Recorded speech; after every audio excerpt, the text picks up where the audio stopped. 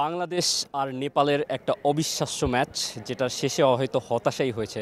তবে হামজার একটা ব্রিলিয়ান্ট পারফরমেন্স আমরা দেখেছি। আমরা বাফুফের চেয়ারম্যান তাবিথ আউয়ালের কাছেই সেই ম্যাচের আর এই হামজার পারফরমেন্সের রিয়াকশনটা জানতে চাবো। তাবিথ ভাই, হামজার পারফরমেন্সটা দিয়ে শুরু করি, কেমন দেখলেন?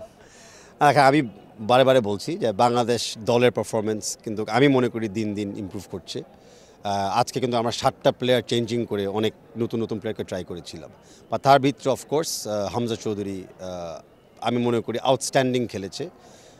প্রথম হাফে অনেকে দেখেছি তার ডিফেন্সিভ অ্যাগ্রেসিভ বিহেভিয়ার, আর সেকেন্ড হাফে তো আমরা 2টা গোল দেখেছি তার থেকে। তার ভিতরে একটা তো আমি মনে করি ফর শিওর, মানে বর্তমানে এশিয়াতে যতগুলো গোল হয়েছে I think that's one of the top. আর এই হামজাকে তো আপনি দায়িত্ব নেওয়ার পর থেকে, বাফুফের সভাপতি নির্বাচিত হওয়ার পরে আপনি তো উড়ে গিয়ে হামজার সঙ্গে সেই কথাবার্তাটা, হামজাকে কনভিন্স করার কাজটা তো আপনিই করেছিলেন।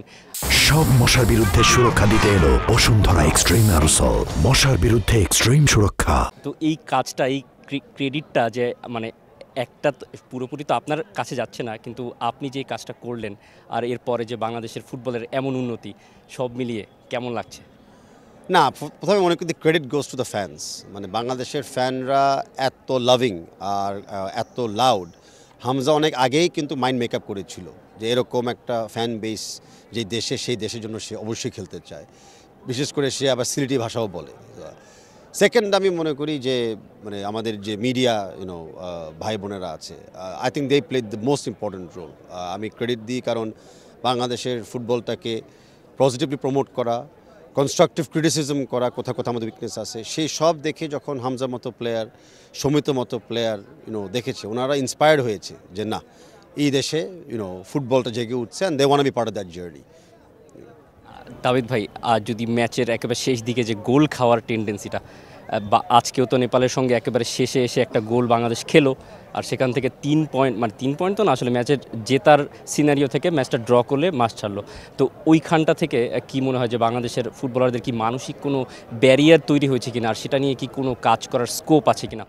আমরা অনেক দিন ধরেই কিন্তু এই সমস্যাকে চিহ্নিত করে কাজ করতে চেষ্টা করছি। I think it's high time আমরা ফিজিক্যাল ট্রেনিংয়ের সাথে এখন মেন্টাল ট্রেনিংয়ের দিকেও একটু জোরদার দিই। আমরা উইমেন্স টিমে কিন্তু সেম ইনফিউশনটা করেছিলাম, yoga plus mental health training.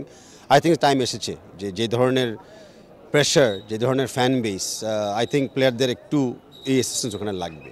But the same time আমি মানে কি বলবো, আমি খুশি শেয়ার করে যে বাংলাদেশ কিন্তু শেষ মুহূর্তে গোল দেওয়ারও কিছু এখন টেন্ডেন্সি আমরা দেখছি।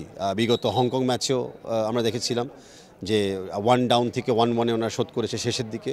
সো এখন হলো যে ঠিক আছে, গোল দেওয়া গুড, বাট গোল খাওয়াটা এখন অ্যাবসলিউটলি আমাদের বন্ধ করতে হবে। তাবিদ ভাই, শেষ প্রশ্ন, বাংলাদেশের এরপরের চ্যালেঞ্জটা ভারত, এরপরে তো বাংলাদেশের বছর শেষ, ইন্টারন্যাশনাল ক্যালেন্ডার, নতুন বছরে কি কোনো নতুনভাবে শুরু করার পরিকল্পনা আছে? ইয়েস, ফার্স্ট অফ অল আমাদের ভালোভাবে আমরা শেষ করতে চাই। সো আমরা আগে ভারতের সাথে আমরা একটা মানে ভালো খেলা এবং একটা জিত উপহার দিতে চাই বাংলাদেশের জনগণকে। তারপরে আমাদের ইন্টারন্যাশনাল মেন্স ম্যাচ আবার নেক্সট মার্চ 2026 থেকে শুরু হবে।